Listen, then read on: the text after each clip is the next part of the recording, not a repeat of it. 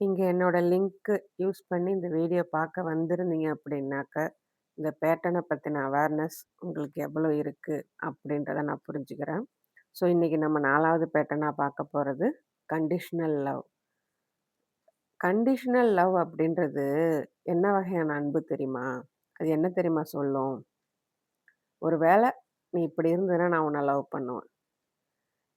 அ நான் உன்ன பத்தி அக்கறை எடுப்பேன். எப்போ தெரியுமா? நான் உனக்கு குட்டா, நைஸா இருப்பேன். எப்பப்பலாம் தெரியுமா? அப்படின்னு லிஸ்ட் போடுறதாங்க. நான் சொல்றத கேட்டு நடந்தா, நான் உன்ன லவ் பண்ணுவேன். எப்பப்பலாம் எனக்கு கீழ்ப்படிஞ்சு நடக்கிறியோ, அப்பொழுதெல்லாம் நான் உன்ன பத்தி அக்கறை எடுத்துப்பேன். எப்பல்லாம் நான் விருப்பப்படுறத நீ செய்யறியோ, அப்பலாம் நான் உனக்கு குட்டா இருப்பேன். இதுதாங்க love with terms and conditions. சில நேரம் இத நம்ம உணர மாட்டோம். உணராமலே இதுதான் அன்பு, இதுதான் லவ், இதுதான் காதல் அப்படின்னு அத கத்துக்கிட்டு வந்துட்டுருப்போம். நான் சின்ன வயசுல வளர்ந்தது எப்படி அப்படின்னாக்க, எங்க அப்பா அடிக்கடி ஒரு வார்த்தைய சொல்லுவாரு. அவரு ஃபுல்லா நார்சிசிஸ்ட் தான். நார்சிசிஸ்ட்டுக்கு கரெக்ட்டான உதாரணம் சொல்லணும்னா அவரு தான். வெளியில வெள்ளை வேட்டி, வெள்ளை சட்டை கட்டிக்கிட்டு, சிரிச்சுக்கிட்டு அப்படி பேசுவாரு. ஆனா வீட்டுக்குள்ள தான் அவருடைய வக்கரமான, வன்மமான அத்தனையுமே தெரியும். அத முழுசா பார்த்தது நான் தான். அவர் அடிக்கடி என்ட்ட ஒரு வார்த்தை சொல்லுவார். ஏன் அப்படின்னாக்கா, நான் அடிக்கடி என் வீடியோல சொல்லியிருப்பேன். அவருக்கு எங்க அம்மா 2ஆம் தாரம். அவருக்கு அந்த 2ஆம் தாரம் கட்டிக்கிட்டு, எங்க அம்மா கூட வாழணும்னு அவருக்கு ஆசை. பட் அதுல நான் முதல் பிள்ளையா பொறந்ததும் அவருக்கு வெறுப்பு. அந்த குடும்பத்த கவனிக்கணுமே, அந்த குடும்பத்த பொறுப்பேத்துக்கணுமே, எல்லாம் சமூகம் காரி துப்புமே அப்படின்ற நெனப்பு. ஆனா அது அத்தனையும் என் மேல வெறுப்பா காட்டுனாரு. அவர் சொல்ற வார்த்தை என்ன தெரியுமா? அடிக்கடி சொல்ற வார்த்தை, "நீ எனக்கு பொறந்திருந்தீனா, இப்படி இருக்க மாட்ட." அப்ப ஆட்டோமேட்டிக்கா நான் என்ன பண்ணுவேன்? அவரு என்ன சொல்றாரோ கேட்டு தான் ஆவணும். ஏன்னா, அந்த வயசுல அத தவிர எனக்கு வேற வழி இல்ல. "நீ எனக்கு பொறந்திருந்தீன்னா, நல்லா படிச்சு மார்க் வாங்குன்னுவாரு." நான் மார்க் வாங்குனேன். அதுக்கப்புறம் அந்த 10 நிறுத்துனாரா? நான் பயப்படுவேன். ஐயோ! நம்ம சரியா படிக்கலனா, மார்க் வாங்கலாம், நாம அவருக்கு பொறக்கலன்னு ஆயிடுமே அப்படின்னு பயந்துகிட்டு படிப்பேன். ஆனா, படிச்சு மார்க் எடுத்தா கொஞ்சம் கூட பாராட்டவே மாட்டாரு. திரும்ப அடுத்தது, "நீ எனக்கு பொறந்திருந்தன்னா இத செய். நீ எனக்கு பொறந்திருந்தன்னா இத செய்."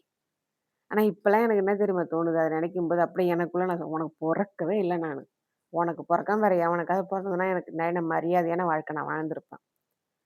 அப்படின்ற எண்ணம் தான் எனக்கு வரும் இப்ப. அப்படிப்பட்ட வலி அது அவர் பண்ணது. எப்ப பாரு இதே வார்த்த தான். சரி ஒரு வேள அப்பா இந்த மாரி சொல்றாரு. நாம அவர் சொல்றபடி கேட்டு நடந்துட்டோம்னா, நம்ம மேல அன்பா இருப்பாரு. இருந்தாரா? கிடையவே கிடையாது. இது அந்த நேரத்துல அந்த சவுண்ட் எனக்கு நார்மலா தெரிஞ்சுச்சு.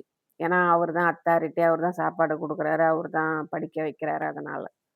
ஓ! இதுதான் பெத்தவங்க வளர்ப்பு போல இருக்குன்னு நம்பிட்டு இருந்தேன் நான். அது எனக்கு என்ன குடுத்துச்சு அப்டின்னாக்க, அன்புனா நம்ம ப்ரூவ் பண்ணணும். நம்மள நாம ப்ரூவ் பண்ணணும். நம்ம ஒர்த் என்ன? நம்ம திறமை என்ன? நம்ம லாயல்டி என்ன? நம்மளுடைய விசுவாசம் என்ன? நம்மளுடைய எஃபோர்ட்ஸ் என்ன? அப்படின்னு நம்ம ப்ரூவ் பண்ணணும் அப்படின்னு நெனைக்க வச்சுருச்சு. நமக்கு என்ன வேணுமோ, அத நம்ம சம்பாதிக்கணும். அவங்க கூட நம்ம இருக்கணும் அப்படின்னாக்க, அவங்க அன்ப சம்பாதிக்கணும். அதுக்கு நம்ம நெறையா பண்ணணும் அப்படின்னு.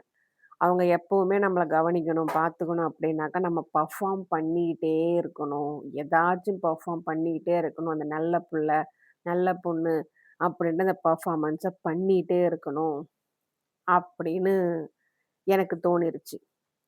ஆனா இது எப்படி தெரியுமா? நீ என் குழந்தை, அதனால நான் உன்ன லவ் பண்றேன் அப்படின்றது கிடையவே கிடையாது. நீ எனக்கு கீழ்ப்படிஞ்சினா, எனக்கு கட்டுப்பட்டினா, உன்ன நான் லவ் பண்ணுவேன். அப்பயும் அங்க லவ் இருக்காது அது. கண்ட்ரோல் தான் நமக்கு லவ்வா தெரியும் நமக்கு. நான் வளர்றப்ப இதையே கேட்டு கேட்டு வளர்ந்ததுனால என்ன ஆச்சு, ஒரு வேள நான் பெர்ஃபார்ம் பண்ணத நிறுத்துட்டேன் அப்படின்னாக்க, எனக்கு லவ்வுன்றது கிடைக்காது அப்படின்ற ஒரு நிலைமைக்கு நான் தள்ளப்பட்டேன். அதனால எப்ப பாரு பெர்ஃபார்ம் பண்ணிட்டே இருக்கணும். அவர் வீட்டுக்கு வராரா, அப்ப வந்தா நல்ல பிள்ளைன்னு சொல்றதுக்கு என்னென்ன வேலை செய்யணும்? செய்யணும். பிடிக்கலனாலும் செய்யணும். ரேங்க் வருது, ரேங்க் கார்டு வருது, மார்க் வருதா, எப்படியாச்சும் நல்ல மார்க் எடுத்து அவர்ட்ட நல்ல பேர் வாங்கிரணும். ஆனா கடைசி வரைக்கும் 25 வருஷம் அந்த ஆள் கூட நான் இருந்தேன். நான் கடைசி வரைக்கும் அந்த ஆள் வாயிலேருந்து ஒரு வார்த்தை கூட நல்ல வார்த்தை வரவே இல்ல. அவ்வளவு பண்ணி 25 வருஷமா நான் பண்ணியும், அந்த ஆள் வாயிலேருந்து ஒரு வார்த்தை கூட வரல. கல்யாணம் பண்ணிட்டு, வயித்துல புள்ளைய வச்சுட்டு இருந்தப்ப கூட அந்த ஆள் என்ன தேவடியான்ற வார்த்தைய கேட்டான். இத வந்து திரும்ப நான் வாழ வந்த வீட்ல, எதுக்கு என்ன வந்து அந்த மாரி பேசுனீங்க? கூட வந்து அதோட அப்போ வந்து என் வயித்துல புள்ளைய வச்சுட்டு நான் இருந்தேன். வளகாப்பு பேசறதுக்காக வந்தாங்க. வளகாப்பு விடணும்னு வர்றவங்க நல்ல மனசோட வரணும். வந்து சண்ட போட வருவாங்க. எப்போ? அடுத்த வாரம் புள்ள பொறக்க போது, இப்ப வளகாப்புக்கு வராங்க. "இது ஏன் இப்ப ஏன் வந்தீங்க?" அப்படின்னு எங்க வீட்டுக்காரர் சண்ட போட்டாரு. அப்ப அந்த பொம்பள கேட்கறா, அதாவது எங்க அப்பாவுடைய மகள்தாரன் கேட்கறா, "சரியான தேவடியா ஓடுகாலி நாயி" அப்படின்னு கேட்கறா. ஆனா அது பொண்ணு படிக்க போன இடத்துல எவனையோ பார்த்துட்டு ஓடி போயிடுச்சு. அந்த குற்ற உணர்வ தாங்க முடியாம, நான் என் குடும்பத்துல கொஞ்சம் நல்லா வாழ்ந்துட்டு இருந்தேன். வந்து அது என்ன என் வீட்டு வாசல்ல நின்னு தேவடியான்னு கேட்குது என்ன. அத பார்த்துட்டு இந்த ஆள் சும்மா தான் இருக்கிறாரு. அந்த வார்த்தைய வச்சுட்டு என் வீட்ல சண்டை. "நீ வயித்து புள்ளத்தாச்சியா இருக்கும்போதே உன்ன இந்த மாரி கேள்வி கேட்கறாங்கன்னா, அப்ப நீ எப்படிப்பட்டவன்?" இங்க வீட்ல சண்டை. இத போய் திரும்ப நான் அங்க பிரச்சனைய பஞ்சாயத்துன்னு வந்தப்ப சொன்னப்போ, பெத்தவங்கன்னா 4 வார்த்தை கேட்க தான் செய்வாங்க. என்னது? நான் வாழ வந்த வீட்ல வயித்துல புள்ளத்தாச்சியா இருக்கிற நானு, என் புள்ளைய வச்சிருக்கேன். அடுத்த மாசம் புள்ள பொறக்க போகுது எனக்கு. இந்த நேரத்துல வந்து நின்னுகிட்டு 2 பேரும் என்ன தேவடியான்னு கேட்கறாங்க. ம். இதெல்லாம் எதுக்கு இந்த ஆளுக்கெல்லாம் நான் ஏன் தான் பொறந்தேனே எனக்கு தெரியல. அப்படிப்பட்ட ஒரு வாழ்க்கை அந்த ஆள் கூட. ஸோ அப்பயாச்சும் நாம இவ்ளோ தூரம் பேசுனதுக்கு அப்புறமேலுக்கும், திரும்ப நம்ம அப்பான்னு போனா நம்மள ஏத்துப்பாங்கன்னு நெனச்சு போனாக்கா, அங்க இந்த மாரி பதில். என்ன பதிலு? பெத்தவங்கன்னா கேட்பாங்க. என்ன கேட்பாங்க? தேவடியான்னு கேட்பாங்களா? பொறுத்து தான் போகணுமா? தேவடியாத்தனம் பண்ணவ பொறுத்து போகட்டும். நான் ஏன் பொறுத்து போணும்? அன்னைக்கு எழுந்து வந்தவ தான் அந்த வீட்ட விட்டுட்டு. இனிமே அவங்களுடைய அன்புக்காகவோ நான் ஏங்குறதோ, நான் எது பண்றதோ கிடையாதுன்னு அன்னைக்கு நிறுத்துனவ தான். அன்னைக்கு அறுத்து விட்டவ தான். இப்ப எனக்கு 40 வயசு ஆகுது. 25 வயசுல வந்தேன்னா 15 45 வயசு. 20 வருஷமா என்ன பண்றாங்க? ஏது பண்றாங்க? எத பத்தியுமே கவனிக்கிற வேலையே கிடையாது. எக்கடா கெட்டு போகுதுங்கன்னு நான் விட்டுட்டேன் நானு. மனசு வெறுத்து போச்சு. ஆனா இப்ப நான் நிம்மதியா இருக்கிறேன். எல்லாத்தையும் தாண்டி நிம்மதியா இருக்கிறேன். அவங்க எனக்கு பண்ண துரோகத்த, வலிய எல்லாத்தையும் தாண்டி அவங்க அன்பு எனக்கு தேவையே இல்ல. அப்படிப்பட்ட மானங்கெட்ட அன்பு எனக்கு தேவையே இல்ல. அப்படின்னு நான் நிம்மதியா இருக்கிறேன் இப்ப நானு. இது என்ன ஆச்சு, இந்த மாரி அவரு என்ன சின்ன வயசுல வளர்த்தது, என்னுடைய ரிலேஷன்ஷிப்ல எப்படி பாதிச்சது அப்படின்னாக்கா, சில விஷயங்கள நோட் பண்ண ஆரம்பிச்சேன் நானு. இது வந்து சாதா விஷயங்கள்ல மட்டும் இல்ல, செக்ஸ் உட்பட எல்லா விஷயத்திலுமே இந்த கண்டிஷனல் அன்பு அப்படின்றது எனக்கு வந்து ஒரு பிரச்சனையா இருந்துச்சு. எப்படி அப்படின்னாக்கா, அவங்க சந்தோஷமா இருந்தா தான் எனக்கு அன்பு கிடைக்கும். அவங்க கோவமா இருந்தாங்க அப்படின்னாக்கா, என்கிட்ட இருந்து டிஸ்டன்ஸ் மெயின்டெயின் பண்ணுவாங்க. நான் எல்லாத்துக்கும் ஒத்துக்கிட்டா தான் அவங்களுடைய அருகாமை எனக்கு கிடைக்கும்.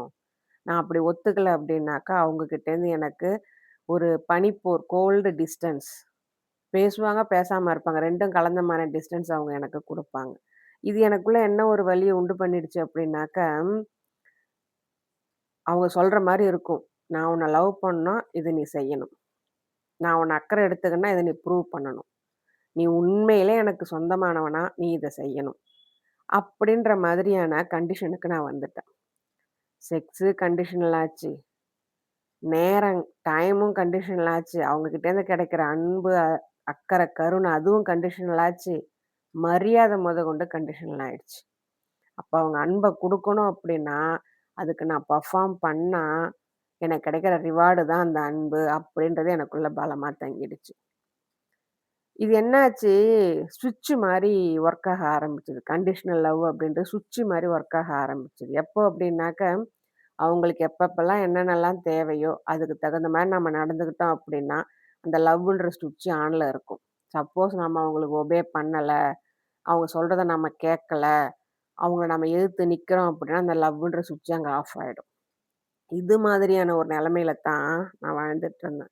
இது என்னாச்சு நமக்குள்ள ஒரு பதட்டத்த உண்டு பண்ணிட்டே இருக்கும். எந்நேரம் பார்த்தாலும் என்ன நடக்குமோ, என்ன நடக்குமோன்ற ஒரு பதட்டத்த உண்டு பண்ணிட்டே இருக்கும். சில நேரங்கள்ல எனக்கு நானே சில கேள்விகள் கேட்டுப்பேன். என்ன அப்படின்னாக்க, நான் செய்தது போதுமானதா? அவங்க விரும்புற அளவுக்கு எல்லா வேலையும் நான் செய்யறேனா? இல்ல நான் ஏதாவது சொல்றது தப்பா மாறுதா? சில விஷயங்கள் நான் சொல்றது தப்பா மாறுதா? எதனால இந்த எனர்ஜி வந்து மாறிக்கிட்டே இருக்கு? அப்படின்னு எப்ப பாரு எனக்குள்ள ஒரு ஹைப்பர் அவேர்னஸ் இருந்துகிட்டே இருக்கும். ஒரு மாரி அது வந்து சுறுசுறுப்புன்னு நம்ம நெனச்சிட்டுருப்போம். ஆனா சுறுசுறுப்பு கிடையாது. அது நிலையான தன்மைக்கு மேல ஹைப்பர் அவேர்னஸ்ஸா அது நமக்குள்ள இருந்துகிட்டே இருக்கும். ஸோ வந்து நம்ம வந்து எப்ப பாரு அ ஹைப்பர் ரெஸ்பான்சிபிளா இருப்போம். அவங்க என்ன அப்படின்னாக்கா, அது என்னான்ற மாரி நம்ம போய் அங்க நிப்போம். அந்த அளவுக்கு நம்மள மாத்தி வச்சுருவாங்க. எமோஷனலா எந்நேரம் பார்த்தாலும் ஒரு வித முன்னெச்சரிக்கையோடயே இருப்போம். ஏன்னா, அவங்களுடைய மூடு எப்படி மாறுது? நாம ஏதாவது பண்றது வந்து அவங்களுடைய மூட மாத்துதா? அப்படின்ற மாரி நம்ம பண்ற வேலைகள மொதற்கொண்டு பொறுமையா செய்வோம். அப்படி பண்ணுவோம், இப்படி பண்ணுவோம். ஏன்னா, நம்ம பண்ற எதுவுமே அவங்க மூட மாத்திரக்கூடாது அப்படின்றதுக்காக. ஸோ இது கொஞ்சம் கொஞ்சமா என்ன ஆகும் அப்படின்னாக்க, நம்மளுடைய உண்மை தன்மைய சாகடிச்சுரும். ஸோ இங்க அன்பு அப்படின்றது அ அன் அ கனெக்ஷனா தான் இருக்கணுமே ஒழிய, ஆனா இந்த இடத்துல அப்ரூவலா தான் மாறும். நாம அவங்களுக்கு பிடிச்ச மாரி பண்ணோம்னாக்கா, நம்மள அவங்க அப்ரூவ் பண்ணுவாங்க. அவங்க நமக்கு லவ் தருவாங்க. அப்படின்னு மாறும். பட் ஆனா அது உண்மையான அன்பே கிடையாது. நார்சிஸ்டிக் டைனமிக்ல இதுதான் ரொம்ப ஸ்ட்ராங்கா மாறும். எப்படி அப்படின்னாக்க, அவங்களுக்கு ஏதாச்சும் சில விஷயங்கள் தேவைப்படும். அட்டென்ஷன், அவங்க மேல கவனம், வேலிடேஷன், அவங்கள புகழ்ந்து பேசுறது, செக்ஸு, லாயல்டி அவங்க மேல நமக்கு இருக்கக்கூடிய விசுவாசம், அவங்களுக்கு தேவையான சர்வீஸ் இது அத்தனையுமே இந்த அத்தனை தேவைகளுமே நம்மகிட்டேருந்து அவங்களுக்கு கிடைக்கும்போது, அவங்களுக்கு அந்த அன்ப நம்மகிட்ட காட்டுவாங்க. இதுல ஏதாவது ஒண்ணு குறைஞ்சுது, நோ சொன்னீங்க, முடியாதுன்னு சொல்றீங்க, அவங்கள எதிர்த்து நிக்கிறீங்க, அவங்கள ஒபே பண்ண மாட்டேன்றீங்க, அவங்க கேட்கறத குடுக்க மாட்டேன்றீங்க அப்படின்னாக்க, அந்த இடத்துல அவங்களுடைய அக்கறை அப்படின்றது காணாம போகும். ஸோ இது நம்மள வந்து ரொம்ப கன்ஃப்யூஸ் ஆக்கும். குழப்பத்துக்கு உண்டு பண்ணும். ஸோ அடுத்து செக்ஸ். செக்ஸுக்கு வந்தோம் அப்படின்னாக்க, இந்த இடத்துல கண்டிஷனல் அன்புல வந்து செக்ஸ் அப்படின்றது இன்டிமெசியாவே இருக்காது. ஒரு லிவரேஜ் அதாவது எப்ப வேணாலும் ஆன் பண்ணலாம், எப்ப வேணாலும் ஆஃப் பண்ணலாம் அப்படின்ற சிச்சுவேஷன்ல அது இருக்கும். அவங்களுக்கு ஏதாவது தேவைப்படுறப்போ அந்த அன்பு தல காட்டும். அந்த அன்பு ஆன் ஆகும். சப்போஸ் ஆனா அது வந்து டெம்பரவரி தான். அந்த எமோஷனலா அவங்க க்ளோஸ் ஆகுறது டெம்பரவரி தான். சப்போஸ் நீங்க நோ சொன்னீங்க அப்படின்னா, அப்படியே அது மாறும். அங்க டிஸ்டன்ஸ் வரும். அவங்க இரிட்டேஷனா நடந்துப்பாங்க. நம்மகிட்ட பேசுறதே குறைச்சுப்பாங்க. ஸோ இது ஆ செக்ஸுக்கு மட்டும் நான் சொல்லல. எமோஷனலா நம்மகிட்ட கனெக்ட் ஆக மாட்டாங்க. நம்ம மேல அக்கறை காட்ட மாட்டாங்க. நமக்கு மதிப்பும் குடுக்க மாட்டாங்க. ஸோ எங்க அன்பு அப்படின்றது ஒரு டிரான்சாக்ஷனா தான் மாறும். எப்படி அப்படின்னாக்க, எனக்கு வேண்டியத நீ பண்ணினா, உனக்கு அன்பு. இல்லன்னா இல்ல. அப்படின்ற மாதிரி. இது என்ன ஆகும் அப்படின்னா, இது நம்மள எப்படி மாத்தும் அப்படின்னாக்க, over give, over perform, over uh apologies அவங்க நம்மள விட்டுட்டு போயிடுவாங்களோன்ற பயத்த நமக்குள்ள உண்டு பண்ணும். அவங்களுடைய மூடுக்கு நாம காரணமாவே இருப்போம். அதனால நமக்குள்ள ஒரு பயமும் வரும். அவங்க சொல்றதெல்லாம், "நீ உண்மையிலே எனக்கானவளா இருந்தாக்க ப்ரூவ் பண்ணு." எப்படி? அவங்களுக்கு வேணுங்கிறத குடுத்து ப்ரூவ் பண்ணணும் அப்படின்னு அவங்க எதிர்பார்ப்பாங்க. ஸோ இங்க நான் அவங்க அன்பு நமக்கு வேணும் அப்படின்னாக்க, நாம எப்பயும் நம்மள ப்ரூவ் பண்ணிட்டே இருக்கணும்னு தான் அவங்களுடைய எதிர்பார்ப்பா இருக்கும். ஸோ இத நம்ம எப்படி உடைக்கலாம் அப்படின்னாக்க, ஹெல்தியான லவ் அப்படின்றது, நீங்க ஒத்துக்கிட்டாலும், ஒத்துக்காட்டியும், நோ சொன்னாலும், எஸ் சொன்னாலும், அந்த அன்பு அப்படின்றது நீங்க வந்து அங்க முக்கியமா அங்க தெரிவீங்க. உங்களுடைய உணர்வுகள் முக்கியமா இருக்கும். உங்களுடைய மதிப்பு முக்கியமா இருக்கும். உங்களுடைய மரியாதை அங்க முக்கியமா இருக்கும். நீங்க நோ சொன்னாலும் உங்கள அவங்க லவ் பண்ணணும். நீங்க பெர்ஃபார்மே பண்ணாட்டியும் உங்கள அவங்க மதிக்கணும். அதுதான் உண்மையான அன்பு. ஸோ, நாம வந்து கண்மூடித்தனமா அன்பு காட்டுறோம் அப்படின்றதுக்காக, அவங்க காட்டுற அந்த அப்யூஸ நம்ம ஏத்துக்கணுன்ற அவசியம் கிடையாது. உண்மையிலேயே ஒத்து போறது அப்படின்றது, ஒ கீழ்ப்படிந்து போறது நம்மளுடைய வேலை கிடையாது. அத வச்சு அவங்கள்ட்ட அன்ப வாங்கணுன்ற எந்த ஒரு அவசியமும் கிடையாது. இந்த பேட்டர்ன எப்படி உடைக்கணும்னா, ரெககனைஸ் பண்ணுங்க. செல்ஃப் ப்ளேம குறைங்க. அன்புனா என்னன்றத முழுசா கத்துக்கோங்க. சரிங்களா? ஸோ, நான் உங்களுக்கு கடைசியா சொல்றது இதுதான். ஒருத்தருடைய அன்ப வாங்கணும் அப்படின்றதுக்காக எந்த வகையிலயும் உங்கள நீங்க ப்ரூவ் பண்ணாதீங்க. பெர்ஃபார்மன்ஸ் பண்ணாதீங்க. அது கண்டிஷனல் லவ் அப்படின்னு தெரிஞ்சது அப்படின்னாக்க, அவங்கள்ட்டேருந்து எதையுமே எதிர்பார்க்காதீங்க. அவங்களுக்கு எதையுமே செய்யாதீங்க. இன்னும் ஒரு வீடியோவோட அடுத்த எபிசோட்ல உங்கள நான் சந்திக்கிறேன்.